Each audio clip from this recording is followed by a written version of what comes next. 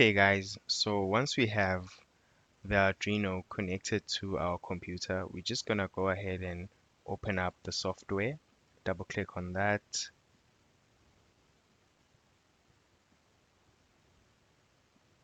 Okay, and then it opens up like so. Then the first thing that you're gonna check, although most of your computers are gonna do this by default, but just in case, I don't want you guys to get stuck with this.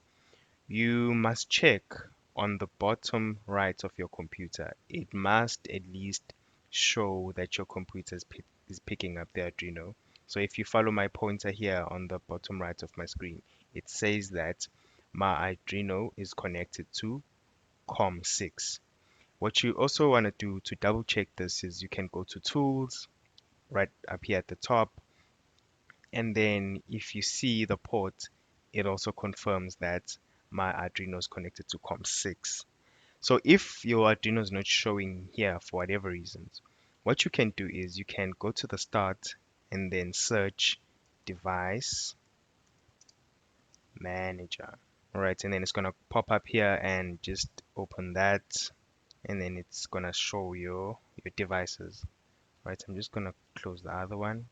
All right, so on your device manager, you can go to ports and also confirm that your Arduino is connected to COM to port COM6. All right, so if you see here, if I unplug my Arduino from my PC, this will refresh and then it says that nothing is connected to the USB ports of my computer. And then if I plug it, and then it shows up over there. So this is where you can confirm which port your Arduino is actually connected to. And if you minimize that and you go back to tools again, then if yours is not showing on COM port 6, then it will allow you on this box to tick which port your Arduino is connected to. So you can just reference this thing with what you have on your device manager. All right. So these are just things that we need to get out the way because you may be stuck and you're not going to be able to program your Arduino. All right, so we're going to start here. So what we're going to do is over here, there are two voids.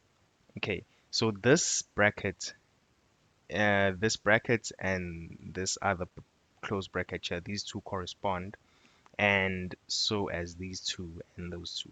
So guys, just for now, just do everything that I do and it will all come up in the picture. Like as in you will begin to make sense as we do.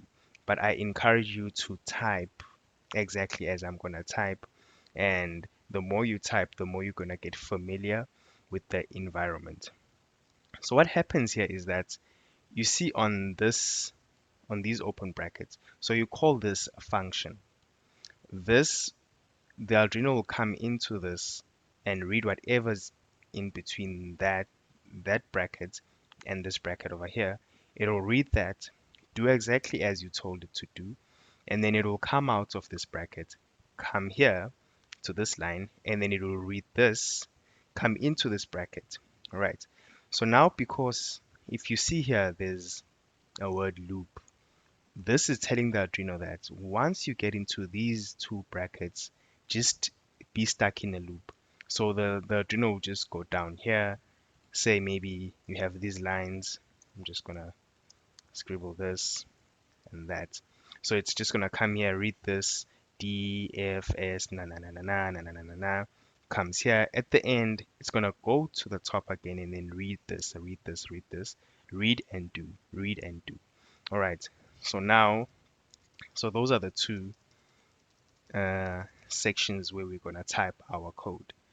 Okay, so the difference between this one and that one is that over here, the Arduino does things once. So when you start the Arduino, it does these instructions and it never goes back here again because it gets stuck in this infinite loop over here. All right. That's the first thing. So the second thing that I want to explain to you guys is something we in programming that we call syntax. All right. So syntax means the language which you write your program. All right. So in Arduino, what you need to remember, it's a machine, guys. So it's a machine and it sort of speaks English, but then it speaks very, very broken English. So in order for it to read this, we need to write our program in the broken English that it understands. Because if I write this, if I type this turn on LED, like it doesn't understand. So this is gibberish to it, you see. So we need to go, so we need to do this and write our code. That's why it's called a code because it's something that the Arduino can understand fully, and another machine may not be able to understand this. So that's what we need to be careful of. And I'm going to teach you sort of the grammar or the rules of speaking with the Arduino. Because what happens is that if you make any tiny spelling mistake or you mess up the grammar, then your Arduino is not gonna be able to do any instructions. So guys, computers are dumb, but they work very fast. So the moment it sees a mistake in your code, it says, nope, I can't do this. I don't understand what it means. So I'm just not going to carry on. And that's when you say your program has crashed because your machine is just too lazy to figure out what this thing is. And then it just stops there. So you need to make sure as a programmer that you type everything in the way that the Arduino understand.